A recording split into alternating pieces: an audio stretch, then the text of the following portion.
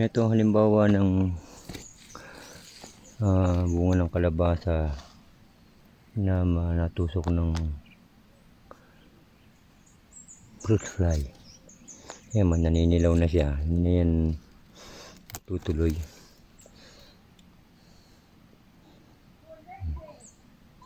Pinagtusukan niya. Ang kanyan, magkakaroon niya ng parang maliliit na uod na initlog ng fruit fly sa bunga. Ito, kinukuha ko na to, tinatapon ko na. Kaya pag nagsuklob ako, nagtitira ako ng isa bago ko putulin yung talbos.